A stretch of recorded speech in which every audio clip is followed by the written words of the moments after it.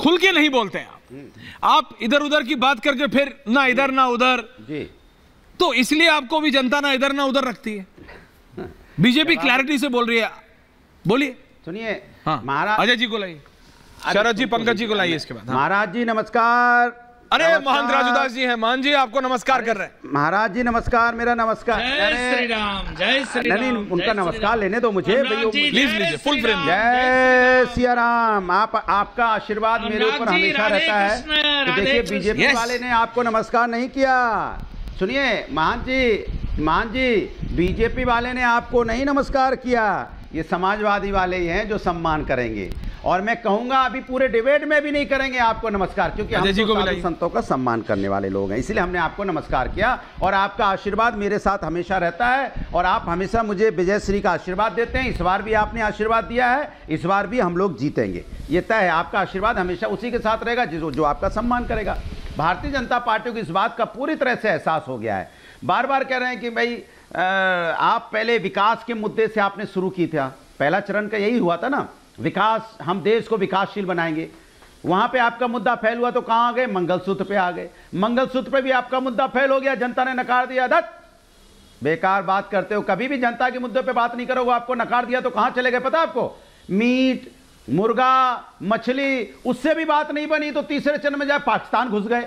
पाकिस्तान से भी बात नहीं बनी तो चौथे चरण आते आते बाबरी ताला ले आए। अब उससे भी बात नहीं बन रही है तो फिर इधर से उधर अब लाओ डिबेट लगाओ, किसी तरह से हिंदू मुस्लिम की बात होनी चाहिए। अरे प्रभु, हिंदुस्तान हम सब एक हैं और सभी लोग सभी धर्मों का सम्मान करने वाले लोग हैं। हम तो फख्र से कहते हैं जय सिया राम, हम लोग तो भगवान को मानने वाले लोग हैं। लेकिन भारतीय जनता पार्टी प्रभु राम के नाम पे राजनीति करती है, लेकिन ये नहीं बोलती है कि कोरोना काल में प्रभु राम के कितने बच्चों की मौतें हुई। इसी प्रभु राम के कैसे, प्रभु राम के किसानों के कैसे, प्रभु राम के क्या किसान प्रभु राम के बच्चे नहीं थे? कैसे तड़प तड़प के मर गए, किस वजह से मर गए? काला कानून लेके आए थे, वो धरने में बैठे रहे, चाहे गर्मी हो सर्दी हो, तूफान में झेलते रहे, मौत होती नहीं। प्रभु राम के बच्चे नहीं थे, वो बच्चियां नहीं थी जिनको रोड पे घसीटा गया।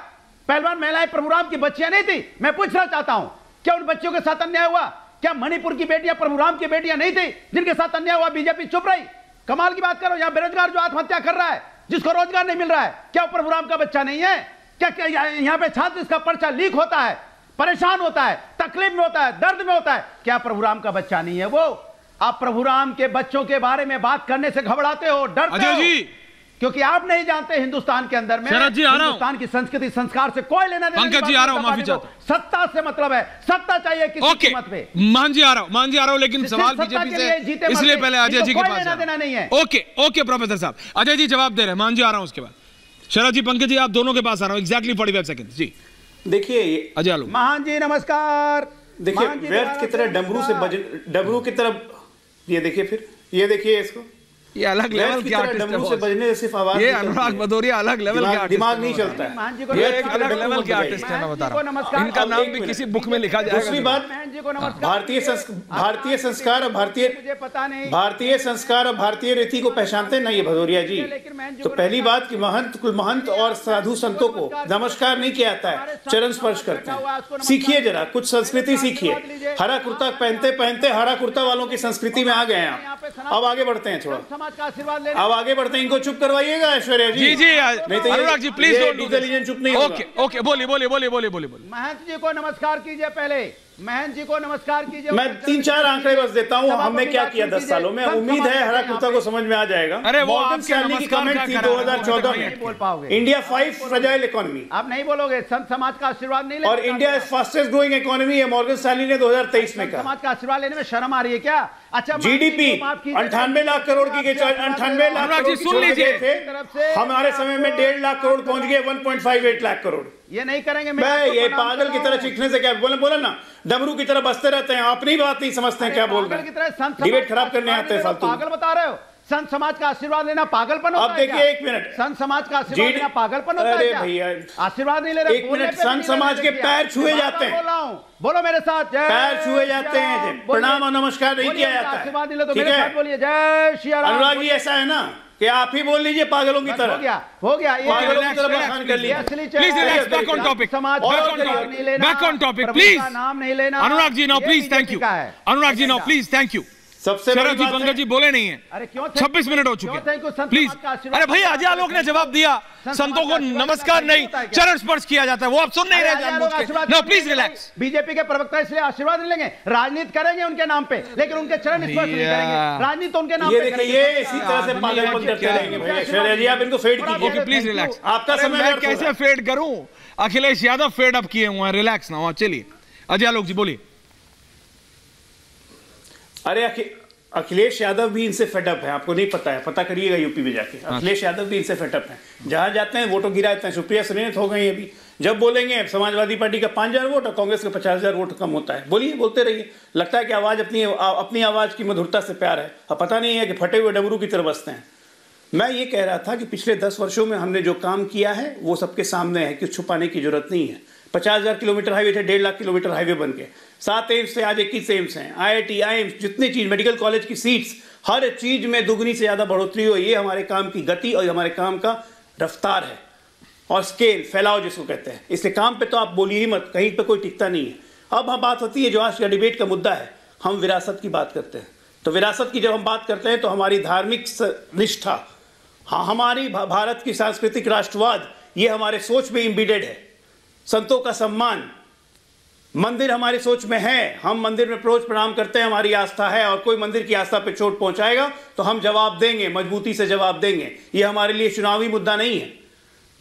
चाहे श्री कृष्ण जन्मभूमि का मामला हो, चाहे ज्ञानवापी का मामला हो, दोनों मामला न्यायालय में है।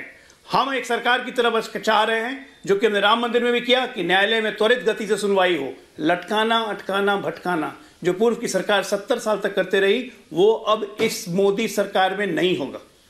न्यायालय के सामने आप साक्ष्य दीजिए, सबूत दीजिए, न्यायालय अपना निर्णय देगा, जो निर्णय आएगा कबूल होगा। हम उन लोगों में से नहीं हैं कि सुप्रीम कोर्ट का निर्णय आने के बाद कुछ लोगों ने सुप्रीम कोर्ट पे भी आक्षेप उठाया था कि सुप्रीम कोर्ट इज नॉट इनफॉलिएबल। हम सुप्रीम कोर्ट के इस निर्णय से सहमत नहीं है। ये अखिलेश यादव, ये बाकी लोग, ये कांग्रेसी, इनको कोई विरासत से मतलब नहीं है। इनकी आस्था परिवार में है, इनकी विरासत परिवार से आगे बढ़ती है, उससे आगे बढ़ती है। ये देश समझ चुका है, इसलिए धराशायी हो जाएंगे ये लोग। Okay, Sharad Pradhan ji, sir your analysis, आपको क्या लगता? मैंने तो सोचा था कि शायद आई थॉट कि आपको पता ही नहीं है कि मैं शो में बैठा हुआ हूं। ऐसा मत बोलिए, आधा घंटा हो गया है और अब आपको मौका मिला है। पहली चीज मेरी ये कंडीशन है, नहीं तो मैं जा रहा हूं, कि आप मुझे इंटरप्ट नहीं करेंगे बीच में और किसी और को इंटरप्ट नहीं करने देंगे, क्योंकि बहुत देर मैंने शालीनता से इंतजार किया। पहली चीज ये है कि मुझे तो ऐसा लग रहा था कि मैं डिबेट में नहीं आया हूं, ये पॉलिटिकल रैली हो रही है, बीजेपी की इलेक्शन रैली हो रही है, वहां पे आ गया हूं। बिल्कुल ऐसा लग रहा था, यहां तो समझ ही में नहीं आ रहा था मुझे। तो अच्छा हुआ सामने विजुअल्स दिख गए। जब शुरू में विजुअल्स नहीं दिख रहे तो मैं यही समझा कि कोई स्टार कैंपेनर बोल रहा है। बहरहाल पॉइंट ये है कि ये जो बड़ी बड़ी गाथा गा रहे हैं कि साहब 300 आए थे तो राम मंदिर बन गया, 400 आएंगे तो काशी मथुरा हो जाएगा, बड़ी अच्छी बात है भाई, बड़ी तारीफ की बात है। लेकिन इसमें इस बात को मत भूल जाइए कि मंदिर इसलिए नहीं बना कि उसके लिए 300 की जरूरत नहीं थी, उसके लिए सुप्रीम कोर्ट के आदेश की जरूरत थी, जो कि हुआ और उसके बाद बन पाया है। ये क्रेडिट नरेंद्र मोदी को नहीं जाता है, सुप्रीम कोर्ट को जाता है। तो इतनी ज्यादा मतलब एक समझ में आता है कि आप पूजा करिए, लेकिन इतना ज्यादा मत बना दीजिए कि सुप्रीम कोर्ट को आप नजरअंदाज कर दें, क्योंकि उसका आदेश से कोई मतलब नहीं।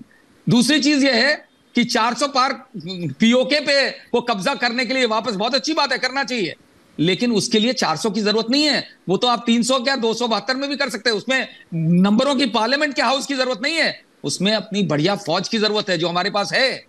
इसमें पॉलिटिकल विल चाहिए और इनफ पॉलिटिकल विल थी। इलेक्शन के टाइम पे आकर के पीओके आ जाता है क्योंकि बाकी चीजें काम नहीं कर रही।